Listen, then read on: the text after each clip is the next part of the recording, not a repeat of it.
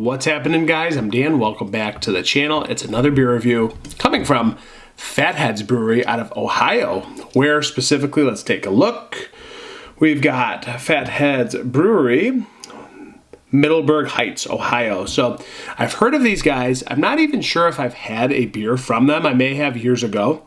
But something tells me I may have, but I definitely don't think I've reviewed one for the channel, so I think it's time to do that. This is now coming into Michigan distribution if it wasn't before, because this was a sample provided by Imperial Beverage. Yes, I'm in the retail space business. For those of you who don't know, I do get samples from time to time because I am a business owner. With all that being said, we're able to access really good beer. So when it comes into Michigan distribution, I usually hear about it. Here we go, Fatheads Brewery. Headhunter India Pale Ale, clocking in at 7.5% ABV. 75 IBU is pretty high IBU on that. We got a World Beer Cup Gold Award. American Style India Pale Ale. I got some sort of placement. What was it? The Great American Beer Festival 2023 Gold. Yeah, American Style India Pale Ale 2023. So they've gotten some awards for this beer, so I'm pretty excited to try this with you guys. This was canned on 8/14/25. 8, 9, 10, 11. This is nearly 3 months old, which is like at the bottom of the rung where I like on IPAs. I truly like them under 2 months, to be quite honest. It's just the beer nerd side of me. Gives you the freshest hop quality. Profiles definitely show themselves, but it is what it is. It was a sample, so we'll get this in the glassware, guys, and we'll talk about it. Good pop on her. Let's talk about Fatheads. I've heard that it's a respectable brewery with very good food. I don't know how long they've been open. No, they've been around a long time. But that's just what I've been told by some friends on Instagram. So, yeah, I haven't done my research on Fatheads, but I definitely have heard of them. They've been around. Clearly, they're showcasing some new beers in Michigan distribution, amongst many others in Michigan. So, guys, here we go. Low to normal carbonation, straight to the top. Nice white head, very dense, compacted, pretty thick. That boy's not moving. That's jiggly. That's jiggly. Still a little under the weather, but I've been okay with the nose. I was going to say the schnoz. Let's get a nose on this sucker. So, again, first attempt, I believe, at Fatheads. Then under that chill out, man, have a beer. Matt, Chris, Glenn. Those the owners? Maybe. Let's get a nose. Yeah. Malty. Hoppy. Citrusy. Smells, gosh, I don't know if it's just like a bias. I don't know. It smells like deeper, maltier cardboard. Not saying it's completely oxidized because it's, not even 3 months old, but it's just got that wet, cardboardy smell to it. Cardboardy citrus, a deeper malty level that maybe wouldn't be there had it been fresh. I don't know. Just my opinion. Orange. Lots of orange.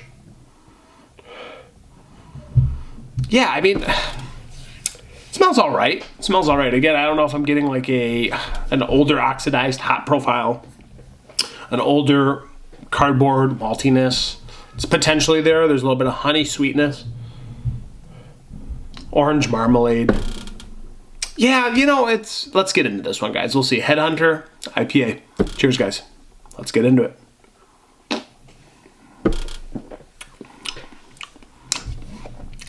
Hoppy for sure.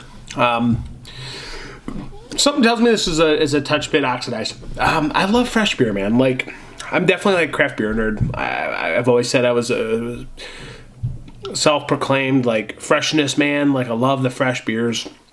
This one does have a tinge of, to me, oxidation. Unfortunately, I don't know if it's just me or, could it be true? It seems like it's a little outdated, in my opinion.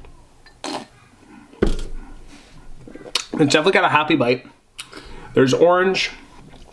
There's a nice malty layer to this beer. Lots of floral. Tons of floral, actually. Don't know if there's Centennial in here. I'm not quite sure. Or an array of mixture of hops. But it seems like a good standard IPA at 7.5%. It might be they're two-hearted, if you will. It's coming across that way in a little bit. Not quite maybe as deep, malty, rich as a Two-Hearted, but it's you know, approaching that floral grapefruit level.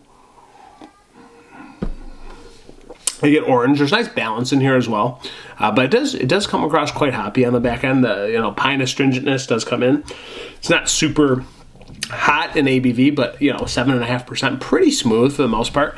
I could tell that this is a pretty solid, like, mid-American, you know, West Coast hybrid in between the two. The hoppy level here is reminiscent of a West Coast beer, but it's also reminding me of a mid-American Two-Hearted, really. A little bit of sweetness, you know, caramel sweet, not caramel, but like a caramel honey sweetness, definitely adding to the malty level into the floral. It's pretty dry on the back end, yet there was this big sweet abruptness from front to middle. And then, you know, I got the floral dryness and the pine level. It's good beer. It's a good beer. I think it is, like, certainly outdated a little, in my opinion.